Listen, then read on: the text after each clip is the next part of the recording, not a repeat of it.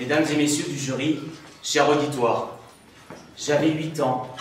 J'avais 8 ans lorsque j'ai vu ce livre pour la première fois. Je me souviens très bien, assis sur ce dur plancher, le doux soleil d'été me frappant le côté. Je me souviens très bien avoir contemplé cette couverture reliée pendant des minutes et des minutes encore.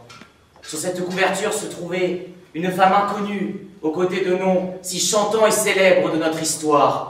Napoléon, De Gaulle, Charlemagne. Dès lors, ma curiosité fut attisée. Qui était cette petite femme aux côtés de ces grands hommes? Cette femme était Marianne.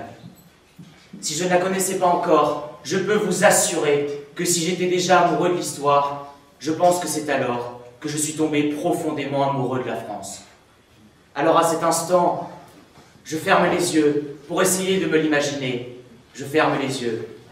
La voici, je l'aperçois. Ses traits commencent déjà à se former et je peux commencer à vous décrire qui elle est. Car oui, Marianne n'est ni le marbre lorsqu'elle est statue, ni le papier lorsqu'elle est timbre, ni le métal lorsqu'elle est pièce de monnaie. Non, Marianne, c'est beaucoup plus que cela. Marianne, c'est la France. Pourquoi serait-elle dans toutes les mairies de notre pays si elle n'était pas moins que l'allégorie de celui-ci?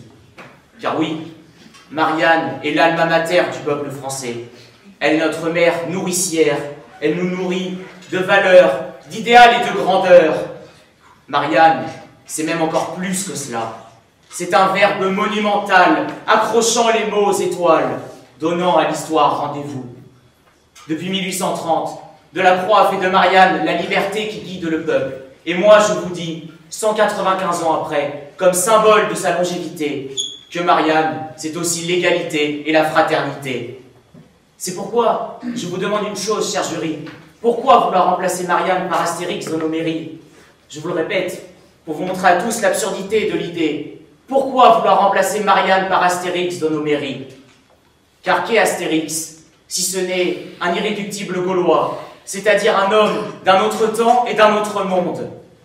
Au risque de frustrer quelques masculinistes égarés, qu'est Astérix, si ce n'est justement un homme? Qui plus est, un homme petit et moustachu, réfractaire et conservateur. Rien qu'à cette description, vous devriez avoir les cheveux dressés, les poils hérissés et les veines glacées. Si vous n'avez pas encore saisi l'idée, bienvenue à Berlin en 1933.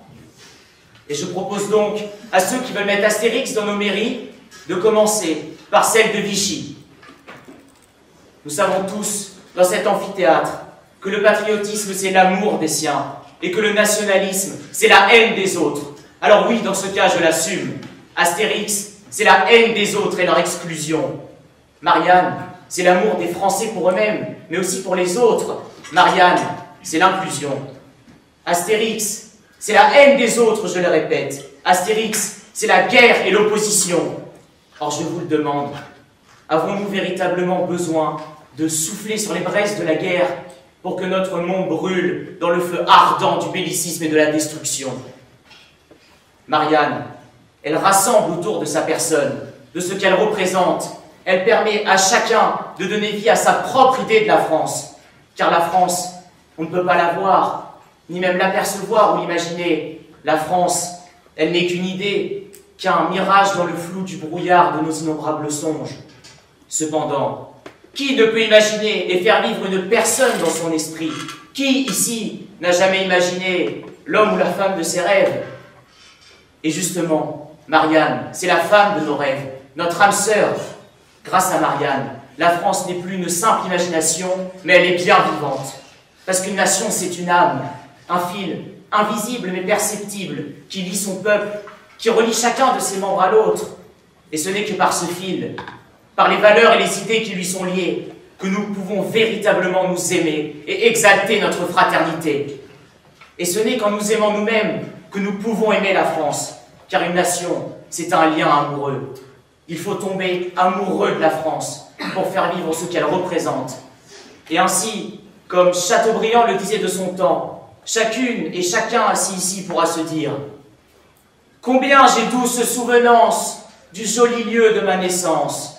Mon frère, ma sœur, qu'ils étaient beaux les jours de France. Ô mon pays, sois mes amours, toujours. » J'ouvre les yeux à nouveau. Je n'ai plus 8 ans désormais, mais 18. Je ne suis plus assis seul sur mon plancher dans l'incompréhension la plus totale.